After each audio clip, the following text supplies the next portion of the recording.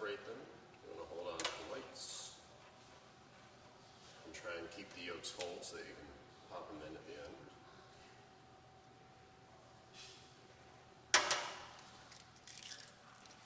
Since we're going to whip them up, you need to do at least 3 egg whites, otherwise it becomes very difficult to actually whip them. But it takes about 1 to 1.5 egg whites per cloud. So separate out 4 eggs. And to actually whisk them up, you can use a whisk, you can use a food processor. Definitely the easiest is if you have a stand mixer. That'll take care of these in no time at all. So, you're going to take your egg whites, start to whip them up. We're just going to skip that 10-minute process, go right to this. So you want to get them to the point where they're in stiff peaks. So right now, sort of flipping down a bit, we need a little bit more.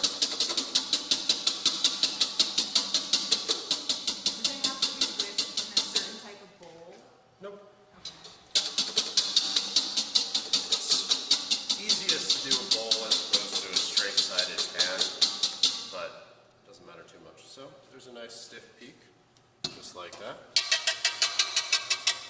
Depending on how you like the consistency of your eggs, you can do a little stiffer or a little softer. If it's softer, it won't hold its shape quite as well, but it's your choice. And then if you'd like, add in a little bit of salt. How long would you say you have to whip it generally to get this type of peak? If you're doing it by hand, this is a little bit of chopped parsley from our garden. If you're doing it by hand and you whip pretty fast, it'll probably take you 3 or 4 minutes. If you don't whip that fast, it might take you a bit longer.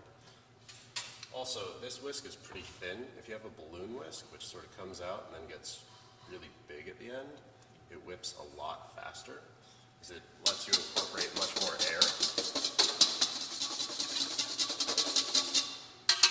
So that's definitely the easiest way if you're going to do it by hand. So anyway, now we're just going to reach in with our hands, pull out a nice little clump of cloudy egg. Form it into really whatever shape you want, but if you have a mold, you can use a mold, though it's kind of hard to get it not to stick into a mold, so you're going to wind up with a rough shape anyway.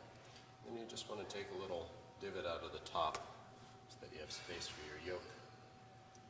Get in there. It's kind of like building sandcastles, but with egg whites.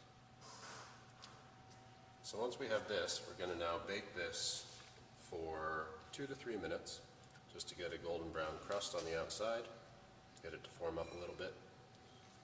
So I'm going to take it away and bake it for 2 minutes, and I'll be right back. Then we're going to add a little egg yolk here, put the egg yolk right in the top, sprinkle a tiny bit more salt on the egg yolk, just to give that some flavor. And then we're going to put it right back in the oven for about a minute. If you cook it longer than a minute, the yolk will again get a little harder. So depending on how you like your yolks, about a minute will keep it runny. You can also eat it raw if you like raw egg yolks. A little more solid on the outside, a couple little bubbles on the yolk so it's partially cooked. And then this is a little fennel frond from the garden, so we can garnish it with a bit of that just to make it look nice. And fennel fronds are quite tasty. Sort of a mild anisey flavor. That's it. Add more if you like. Less if you like. Do any sort of sauce. The only other caveat is when you bake this, you want to make sure use parchment paper or wax paper underneath and put a thin layer of oil. Because otherwise this gets very sticky. Right now it's nice and easy to pick up. Just kind of slide that under, pick it right up. But if you don't have that there, you're going to be scraping it off, and then you start to, since it's so delicate, you'll break into it and falls all over the place. It's no good. Can you normally fit 2 in one pan? Yeah. They don't need any space outside of themselves, so you could stack up maybe even 3 there. If they're touching, they'll cook into each other. But as long as they've got a millimeter of space around them, it's just fine. You take an avocado, slice it around the center, open it up, take out the pit. Take a little shaving off the bottom of the avocado just so that it sits flat.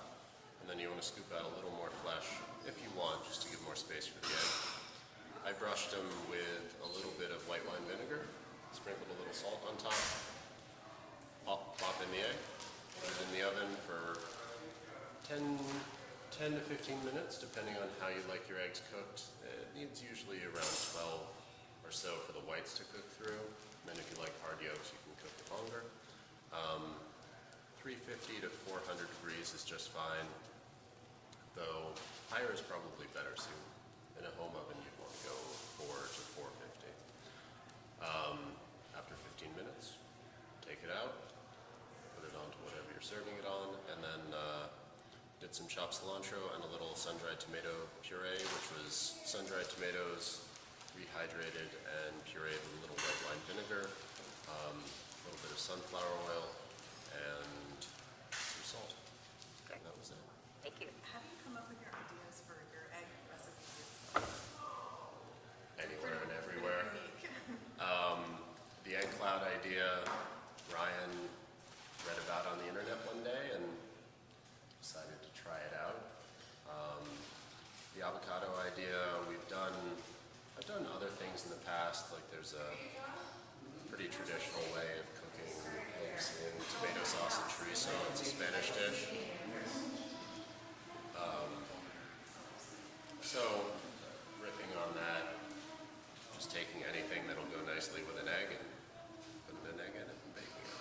Like you could take half of a tomato and put an egg in that. You could do a partially roasted pepper.